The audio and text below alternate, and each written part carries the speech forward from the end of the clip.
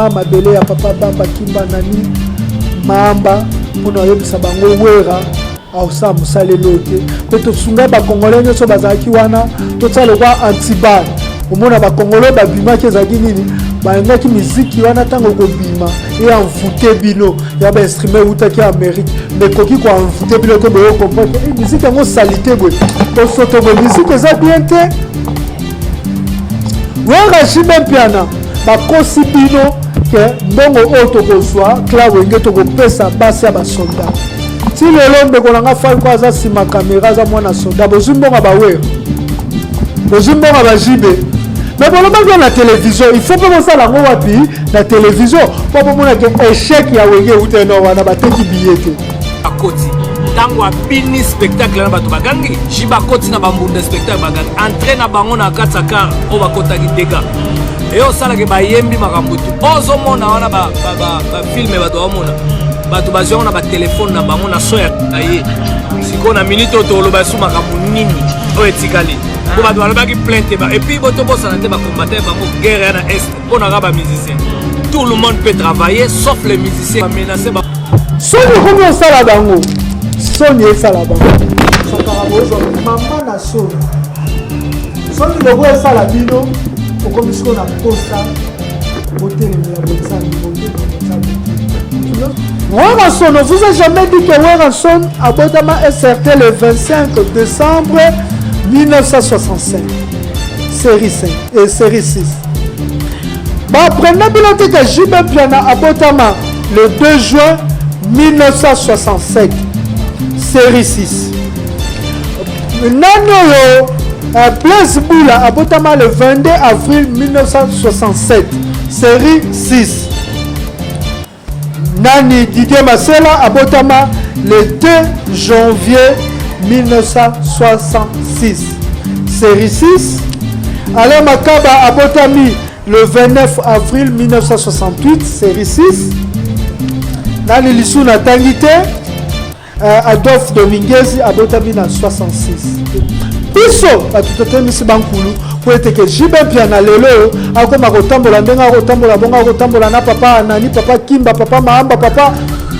Bamba biso batutosali ke Werenson aliaka litu na mapata tazolala na mapata na 4 personnes bazolala lokwa 6 personnes na mbeto po bolukaki 6 bokokisa chiffre 6 Le monde a été redémarré sans sou et la mise à jour moyen ya kotelemisa nde milimo wana bayebisa bango milimo bosala nini botelema bobundisa bana oyo bayeli biso lisusu basisi ebele po ebota makambo na bango mundele avait compris que spiritualité la biso ezalaki makasi buta bokokola biso que le 9 oyo tozalaki mpo na spiritualité chiffre tobanda kotanga na chiffre minene tokoki na bachiffre mike bazalaki combati spirituellement aveille ya concert fika ya sali accident tozosentir ke bakombataki bango et puis 25 ans après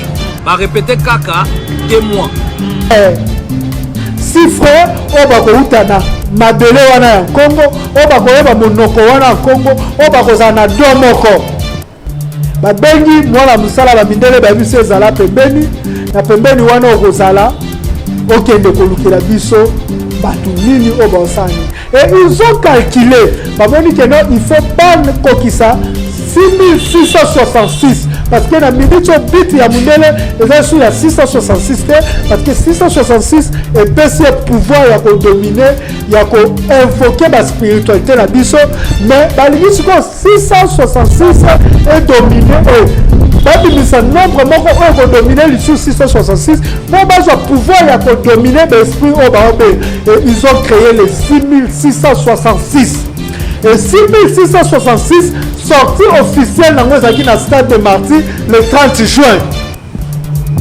na wenge j'assume ce que je dis politique ekolanda ata na sani ya kolia to mpe na mbeto ya kolala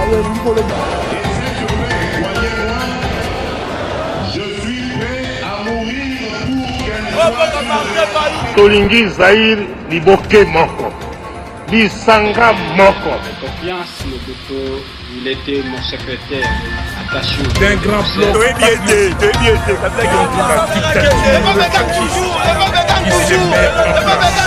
plan musique à 4x4 Trésor King hier l'histoire hier liboso na bino pour to mettre la bino lisolo ndeni to bomaki wenge musique à 4x4 tango bondoki botati wata bomami wata na bango linga telema esengela ki to telema po to écraser yango merci na bino bano bokenda ba église boza misu kasi boko mona te vous ki mbango episa ki biso to continuer kotanga Bible wana po to kanga ba na Bible wana kana Bible wana ba Bible za na misu me boza komona te boza matoi me boko yoka te boko yoka te vous avez dit que nous allons redémarrer le monde.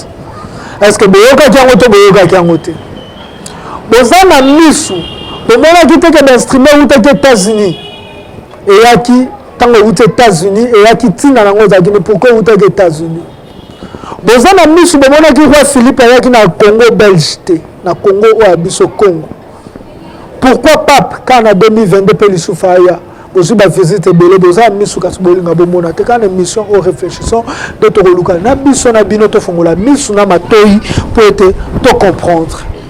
Bato balobi lobi jiba redémarrer le monde. Non, jamais.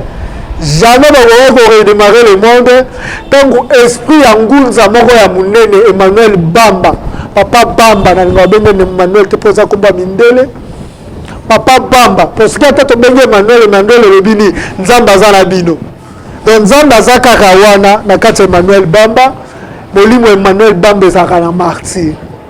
Moto oyo ba matisi na singa singa katani akwei akufite batindi bombete masasi ba beti masasi molimo wana ezana martyr vous allez redémarrer le monde na martyr natikela bango tembele na ngana zo ba vidéo na bino na éclairer bino en fin de to bomi wenge deni wenge escroquer ba militaire congolais mbongo Yenge nini ba komisko na plan ya kopesa ba militaire congolais mbongo ya makila pour ba sacrifier bana ba militaire basa ba militaire tokana bokoye bisabiso ampère il fallait beta na sigal abeti te poignet kana kati mission auto ko réfléchir na yango boko tuna biso combat ya ba combattant et apporter nini na combat au kaka to ko développer yango tina nini bato bako combattre kaka musique to ko développer yango kaka ya Laurent Sokoko na Kofi Olomide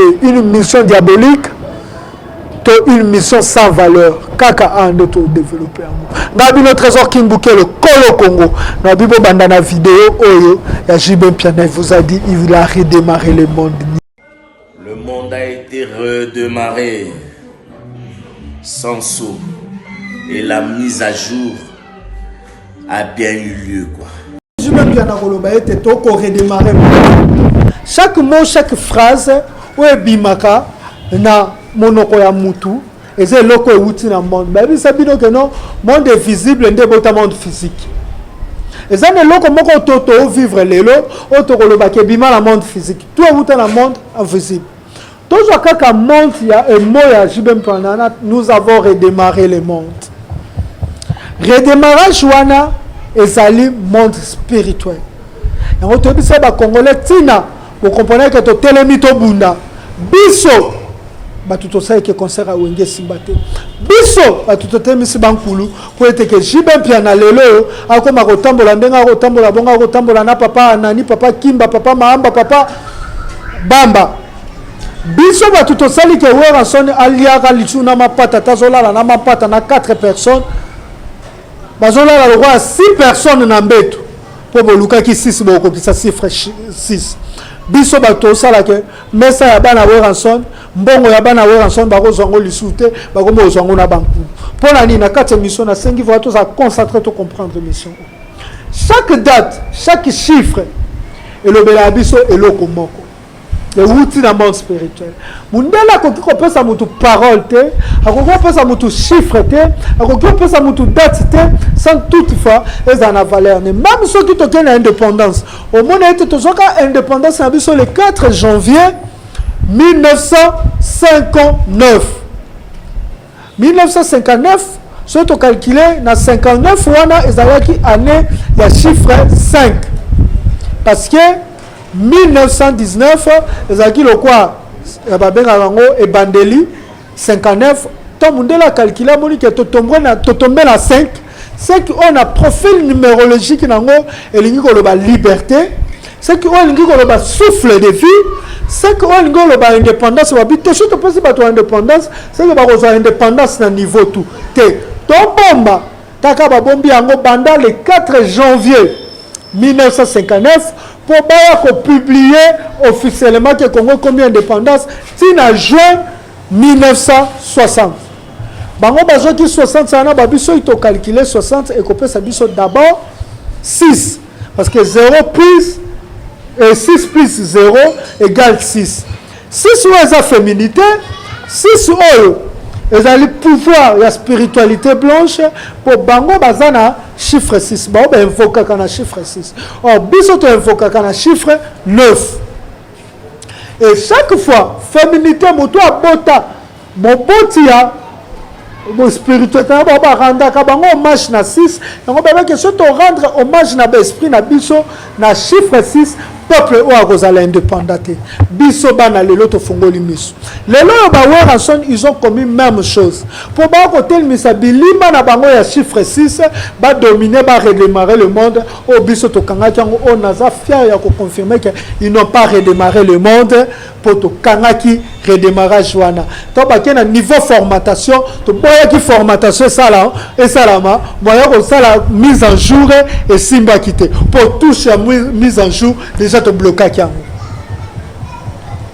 Le 30 juin 1960, 60 na nabi ezaki date ezaki dédié na ba spiritualité na bango. En 1960 yango moko ezaki na chiffre 7. 60 ezaki na chiffre 7. Oh le chiffre 7 et ko yebisa biso nini na kati ya chiffre 7 bokomona eteke na 7 eza esika oyo batu bako luka bake na domination.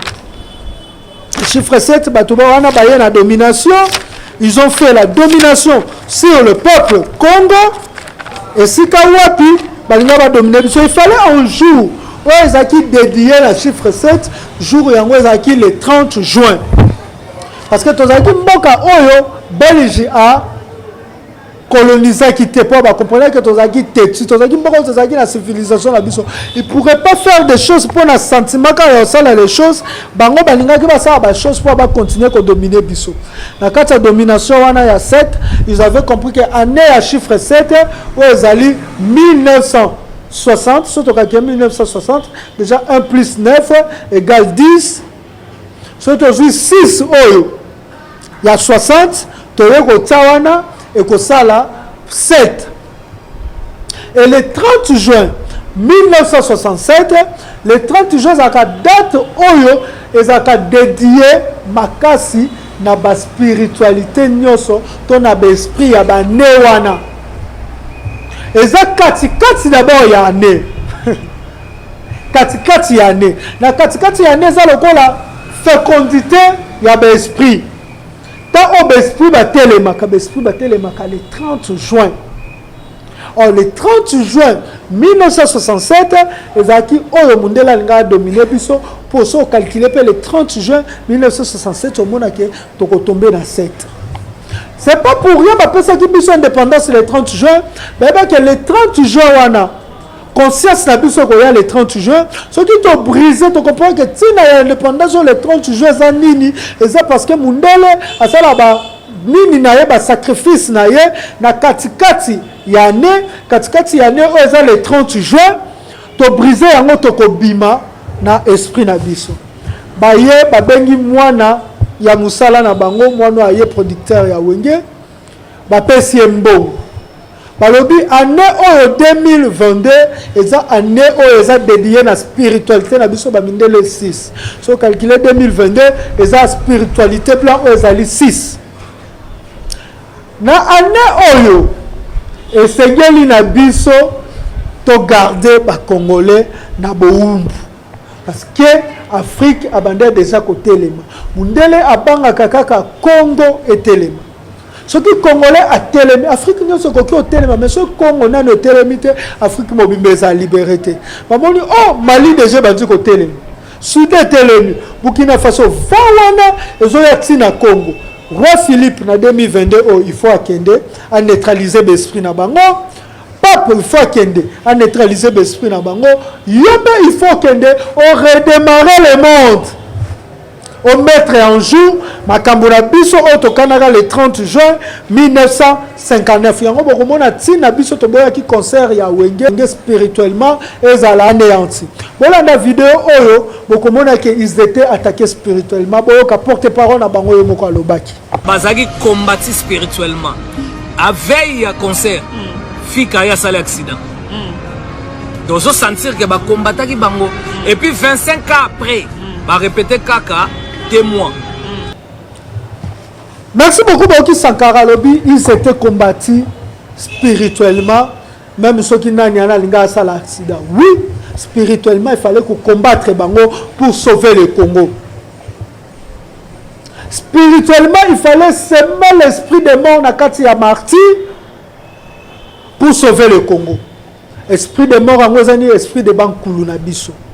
Là, si on a martyr, Ngunza munene lokwa papa Bamba akufa wana. Wazaka ngunza munene afandaka na Kimbangu na Kasho. Basi wana martyr, Kimba déjà fanda wana.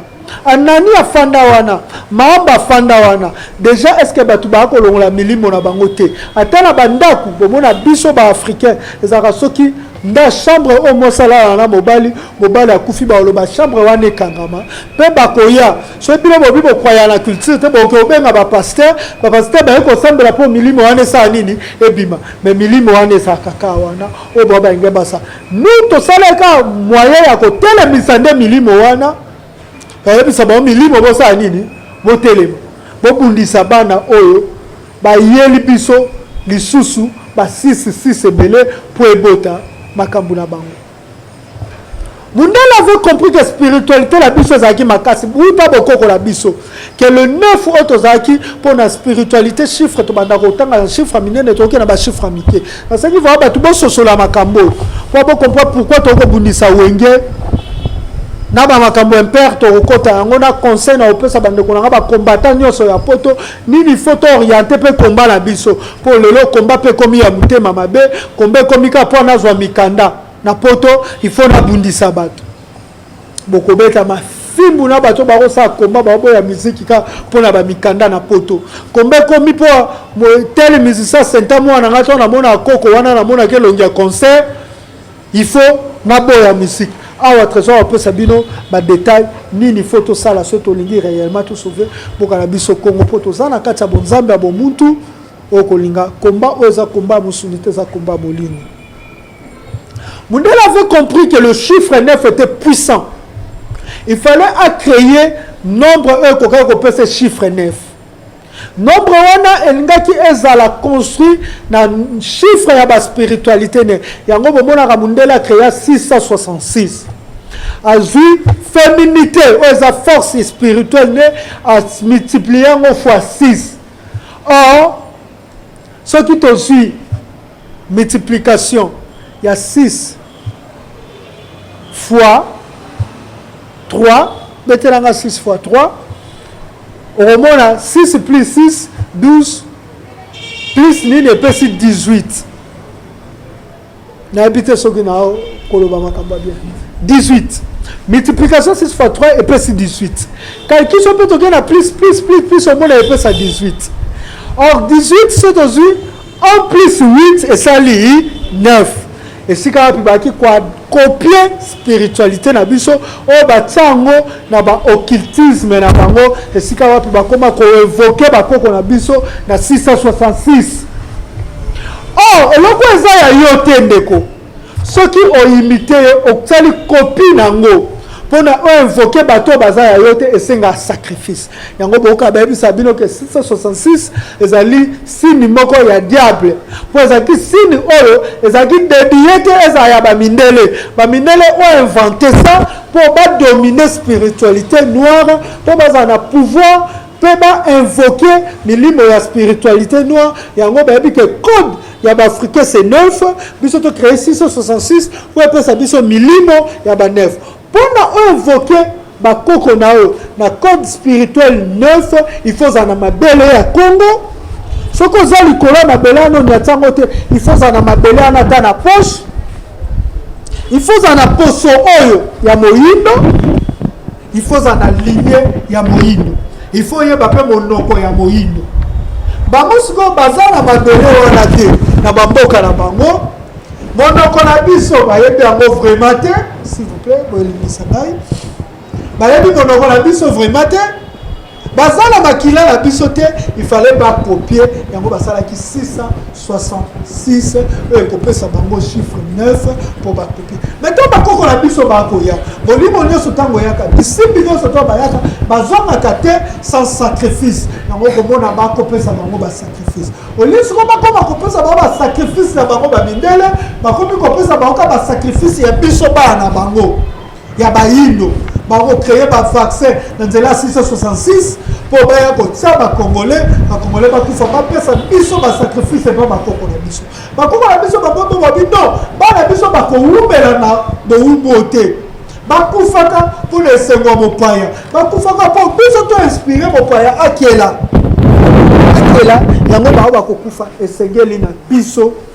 To arrêter loko yango na 2022 oyo bakoko la biso ba tellement sa puissance na biso ko la biso que nous on a été avant que le blanc bazala biso de toza chiffre parfait le 9 pour le colon la biso chiffre monsieur ça te comme ba nombre mélange ya ba chiffre de créer biloko ba pesa biso makasi to dominer undela tala il faut distraction pour distraire le peuple congolais il faut tout sanguer sa force il y a 6 frères o bako utana mabele wana ya Congo o bako yeba monoko wana ya Congo o bako zana domoko ba bengi mwana musala ba mindele ba biso ezala pembeni na pembeni wana okozala okende kolukela biso batu nini obosani et ils ont calculé baboni que non il faut ban kokisa 6666 parce que na minute bit ya mundele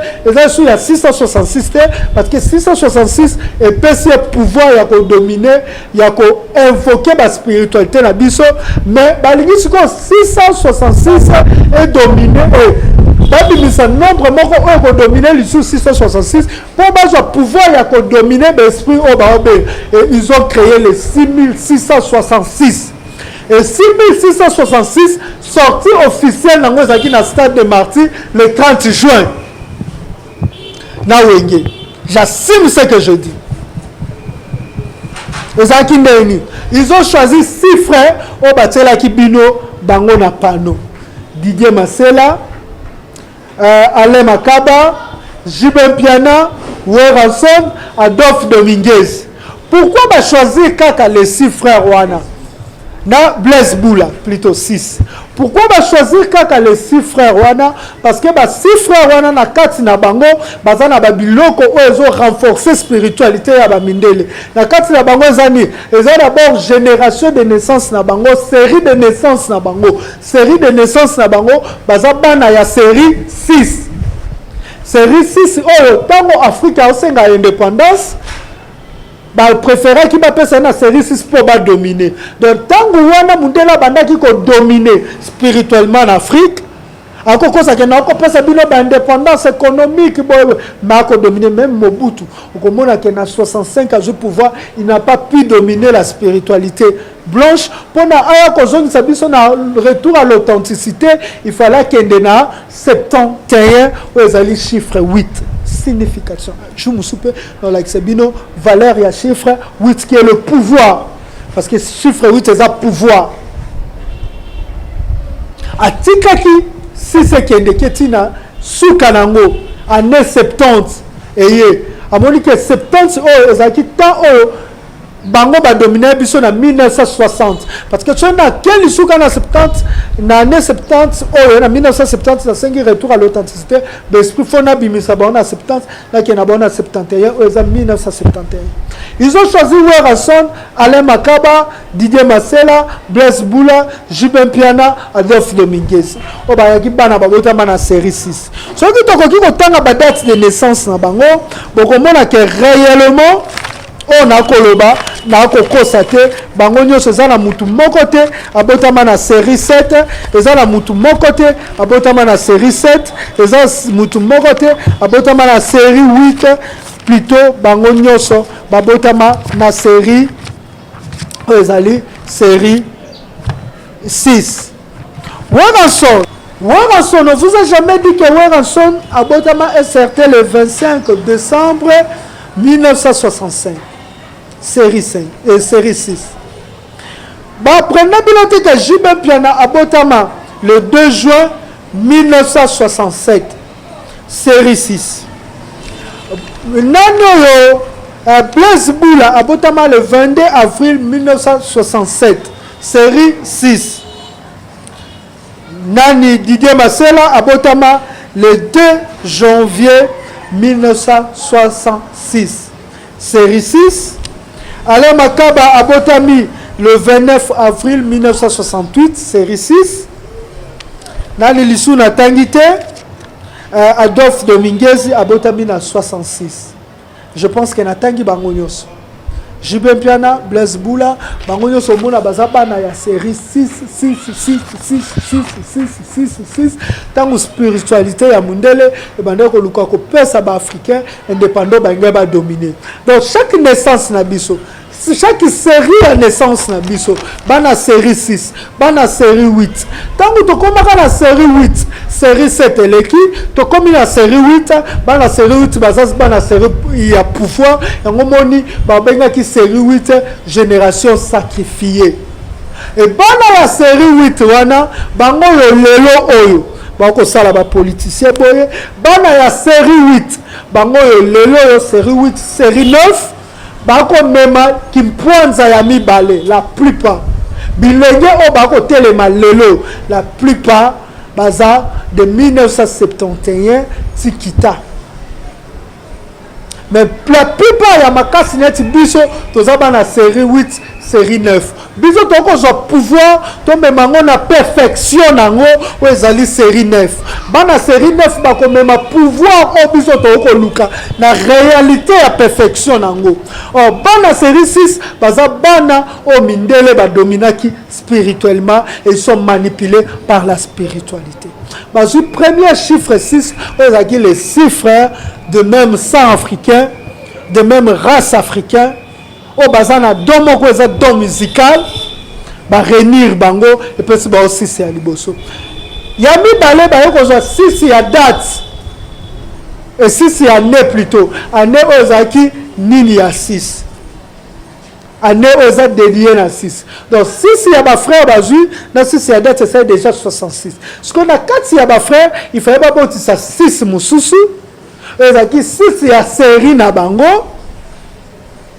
On peut ça 666 na 4 ya année fallait pas boti ça 6 mususu ezaki 6 ya le 30 juin 2022 on peut 6666 oza nombre dédié na chiffre 6 to calculer ngo mona ndene za nombre dédié na chiffre 6 so ko 6 plus 6 et ça les 12 plus 6 18 18 plus 6 c'est ça les 24 2 plus 4 égale 6. Donc 6666, on trouve que pour na bango, on trouve un nombre parfait.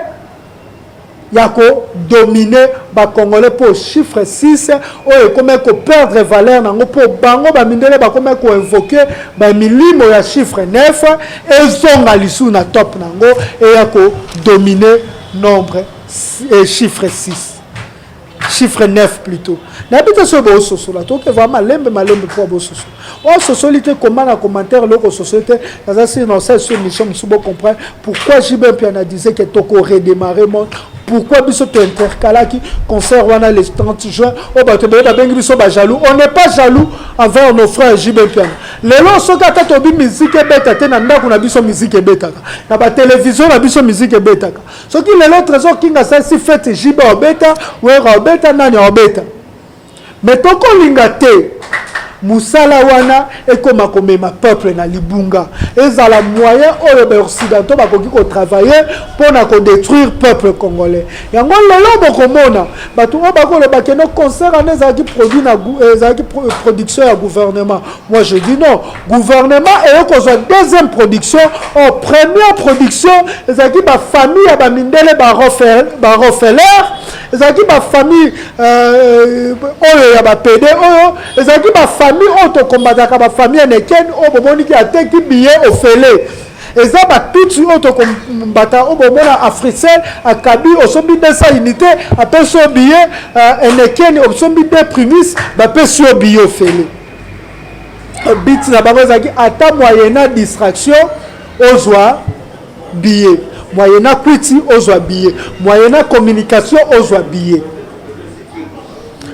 na kati ya bandeko wana to bandina na Adolphe Dominguez ba kombo na bango eza pe ensemble ya ba chiffre et ya ba lettre 6 bo tunanga trésor king eza hasard te pa mundele hasard eza raté. Adolphe Dominguez kombo na elongo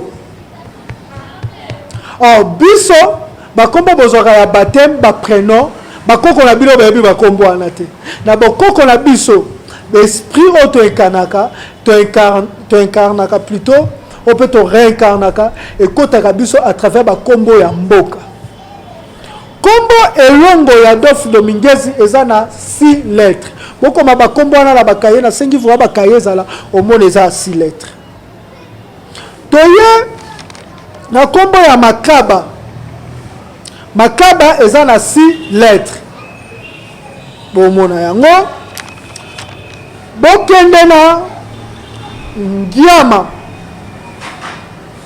Ngiama eza na combien de lettres? 6 lettres.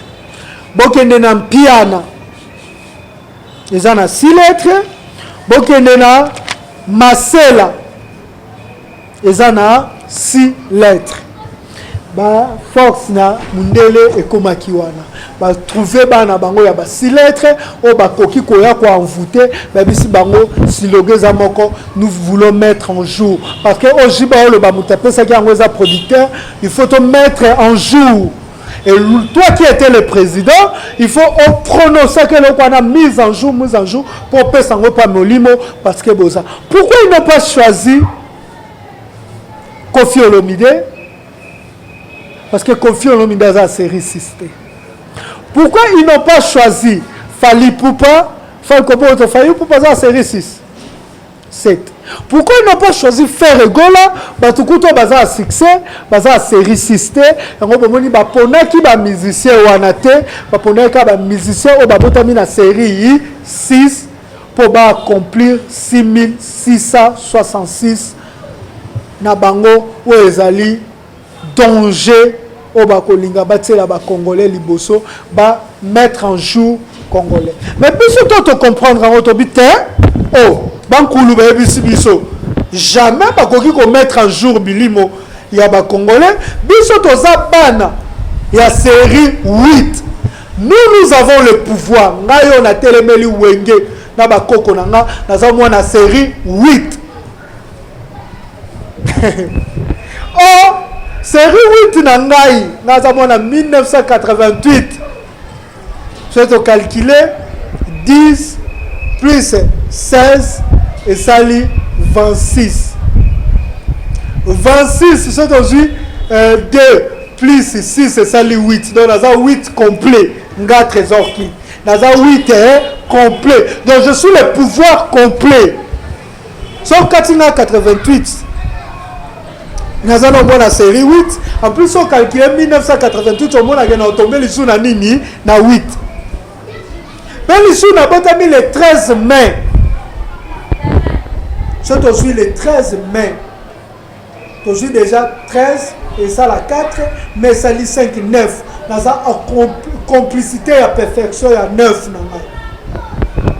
Donc na miyebi abotami le 13 mai 1888 so ata tokenda ngo na badétail tozwi 1988 ebimiseli biso 8 tozwi na 9 8 plus 9 et c'est combien 17 17 1 plus 7 et ça lui 8 bon on a nazongaka wapi na pouvoir perfection yango mona bankulu babisanga telema tu as le pouvoir de mettre fin à concert à Wenge.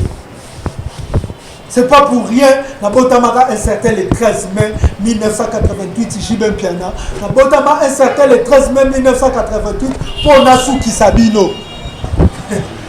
Soki na botamaka na série 8 Jibin Piana wera son Didier Masela Alain Makaba Blaise Boulanin ezaki pour Nasuki Sabino.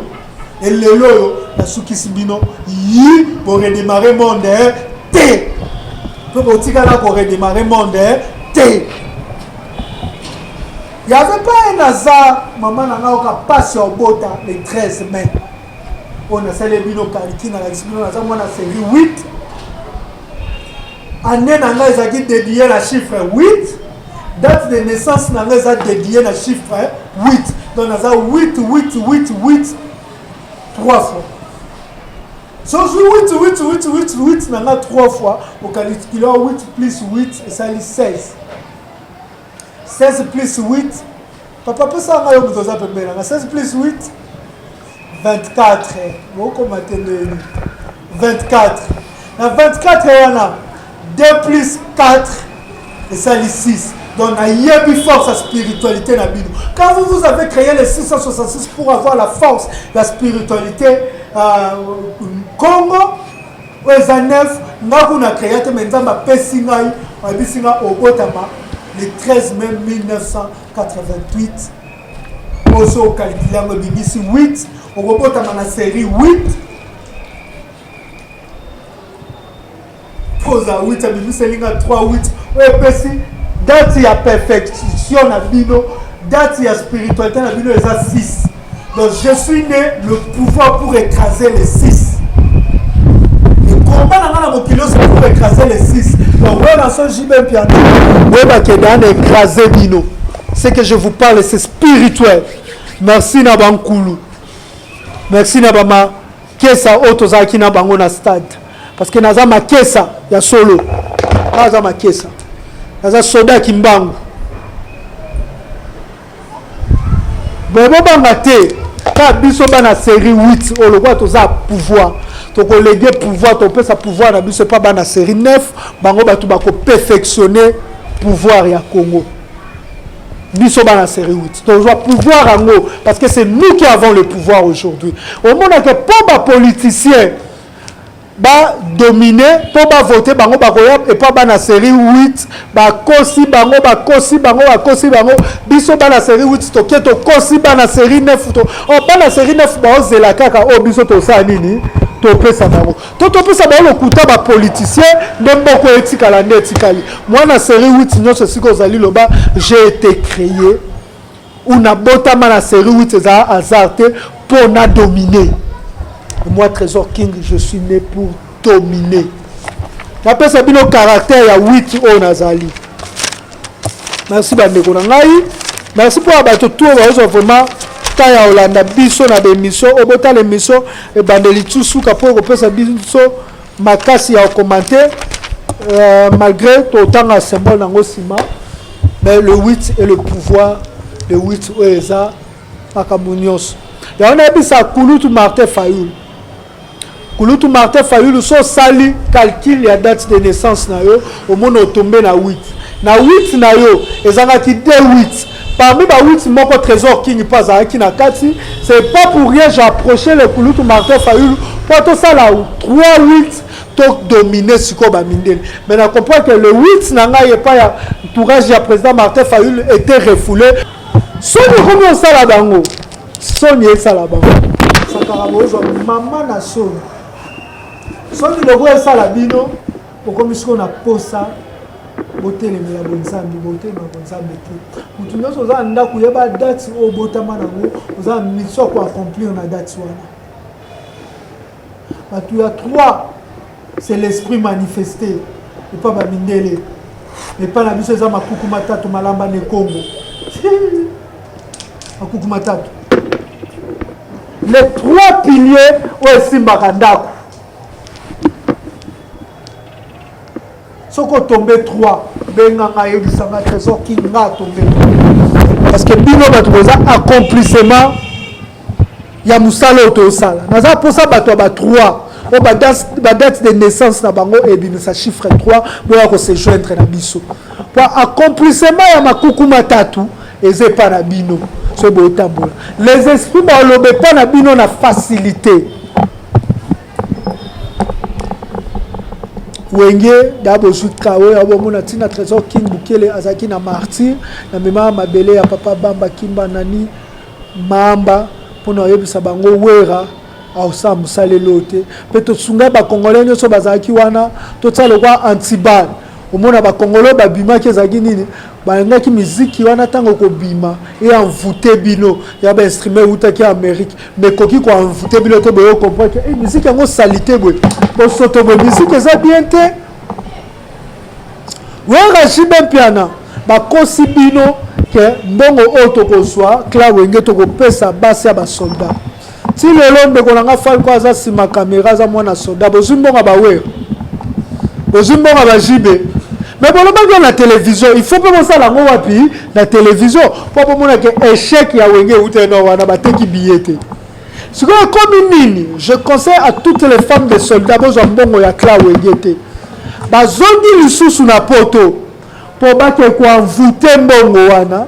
Baye la bino mbongo na bango ya ba famille wana poto baye la bino to bolesa bana bino bana ba soda baza envoûter plus pour batsa ba papa na bango mutu na sete pour baye bisoke mutu pona bunda combat bien il faut que famille ezala bien papa au moins nazo yele ba problème papa ba bunda bitumba bien te eza mbongo envoûtement ba olinga ba kotela bino si le ba bisa biso ni ba calcul te mbongo na etino ko sala mate.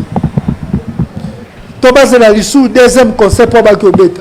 Bandi Maki Masala Mpiaka. Est-ce qu'ils sont déjà sortis réellement? Tout le monde a conseillé à Michael Jackson. Autant de billets ont été vendus.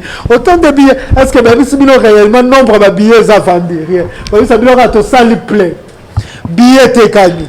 Et t'es gagné combien? Bah y habiter. Bon, côté combien? Bah y habiter. Ah, vous allez avoir Coco Zakito quoi? Ekimbango, tangu difeni. Betu nangu la fumu. Eko mitanga kwa kito tombo la fumu kimbango. Toye, totali makambo wa Laurent Sokoko a signé contrat na Koffi Olomide. Lelo oyo, pour dire vrai, toza contre musique na potote. Nous sommes contre la distraction aux musiques qui ont apporté. Or, il y a Laurent Sokoko au Fandara ba résistant, le quoi appelle au Fandara musique. C'est le mieux. On a la scène, il y a Laurent Sokoko Zaginini. Il y a Laurent Sokoko pourrait faire de sorte parce que les résistants, tous les Arabes qui est chuté, les Arabes qui est chuté, bon sangana, les résistants, les musiciens et l'okonini balingi réellement.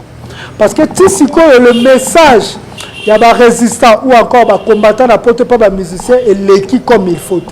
Fandi ça ba leader la musique tout na bango ba boya rabino bobeta musique pour aller mutu na mutu pesa na ndengene. Est-ce qu'il faut organiser une conférence avec le musicien? Donc il faut qu'on sangisa ba musicien mutu moko o bima ya kosangana ala kisi ba musicien tale loko ba résistant ba boya boye tale loko ba résistant ba simba boye. Ngai na telemeli wengete. Mais na telemeli concert ya wenge o ebeta makijou wana parce que ezaki na ba idée ya mabe oyo il fallait passer la wana ezaki mise en jour ya mutu congolais. Na bonne musique ya wenge te parce que inspiration na bango ezesi ke utaka. Il faut respecter l'œuvre ya baninga musu. Mais na bonne eloko o basala ki jour wana o bango moko ba rendre impur. Ba inspiration na bango o ezaki impure. Eza le quoi lelo ba musicien to bo zo ba mbongo. Totamu boko se laisser na distraction et ko sala que no bo rendre impur métier na bino o eza pur oyo mosala yango ezali koéveiller peuple oyo ezali mpe koéduke parce que ezaka divertissement na kati te éducation mpe na musique ifo eza parce que première eloko ezaka divertissement oui batia divertissement c'est que nzambe mpe to bayebisaka bino ke nzambe na bino na lola babetelaka ye banini banzelu bayembelaka eza mpo ase divertir donc nzambe aza moto ya divertissement mais non moi je pense que la musique peut rendre gloire à quelqu'un. La musique a été créée d'abord dans le monde spirituel. C'est pour relier l'homme et des esprits. C'est pour donner les esprits la force de réagir.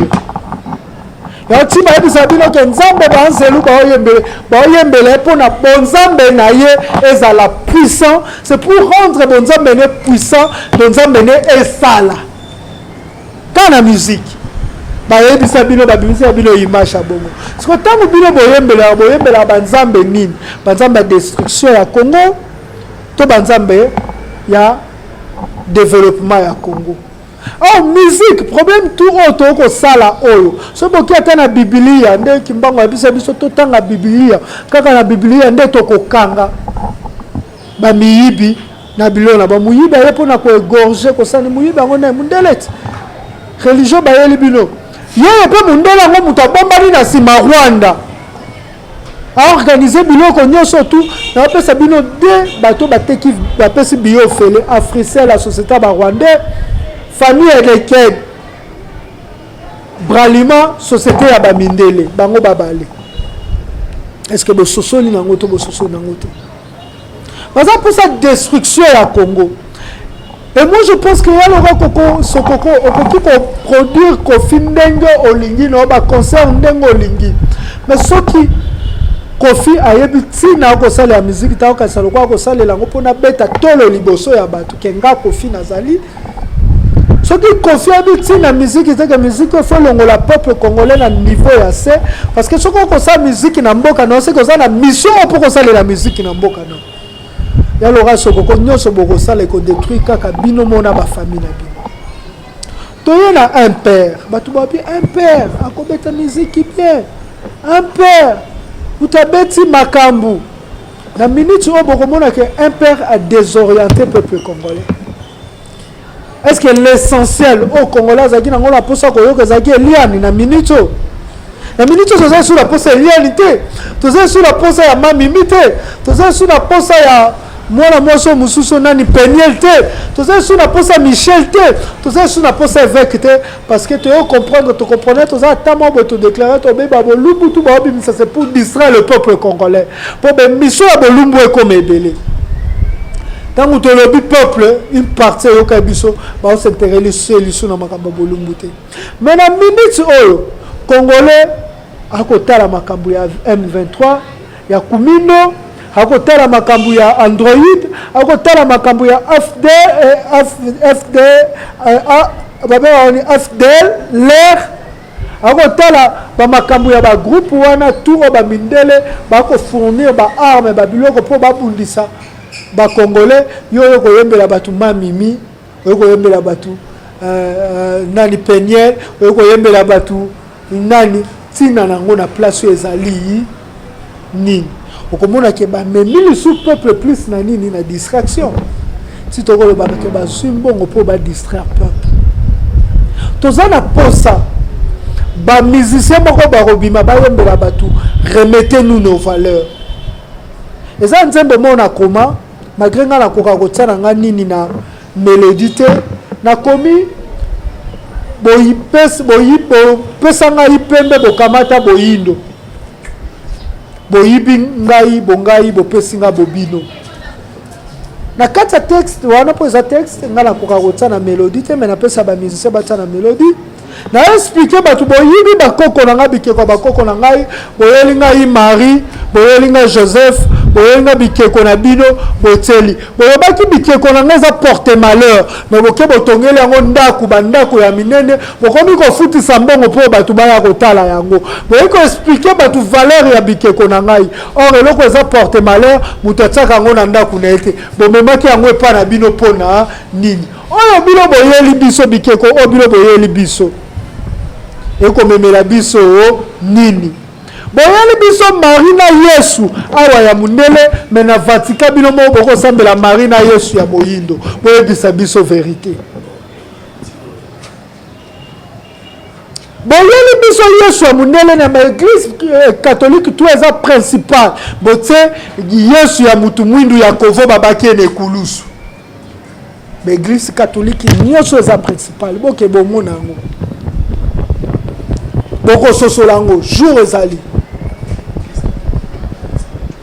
boko mona l'église catholique ya minene batie Yesu ya kovo ya moyindo mais na chemin de la croix bayebisi bino botombola Yesu ya mundele boyibi biso pembe bopesi biso moyindo biloko wana est-ce que ça musicien moko kuko éveiller peuple vraiment loba oh pourquoi bobo kotangisa kipa vita botangisinga gendarme kipa vita botama na 1682 bakunde na bomaye batumbe na 1706 pour ni botangisinga ngote boko tangisanga un enfant de 12 a fait ce que son cœur lui demande pour ça les linga na ba texte bobo kotangisanga kimbangu botangisinga Moïse botangisinga religion ya mundele christianisme bobo kotangisanga bobiso. Parce que musicien moko akoki olamuka un jour ak inspiration moko ya texte boezali asengake bopesanga ipende boyibanga moyindo bo remettre nga bongai pour na yebisu bongate. Vous avez effacé notre histoire. C'est ce que nous voulons batu bayeba ingeta na bino batu boko sosola makambo oyo baza sur lobby ba musicien révolutionnaire ba rebina la génération 8 la génération 9 mais bako banga bino impère yango bako corrompre bino mbongo pour bombe ma peuple na distraction pour batu ya série 6 bateki déjà beaucoup batu ya série 7 bateki beaucoup totika kala batu ya série 8 na série 9 faut voir sauver beaucoup ngeka kisiki awa makombo ya papa Kimbangu onenge balobaka soki okimi politique ekolanda ata na sani ya kolia to pe na mbeto ya kolala oyo ngoloba.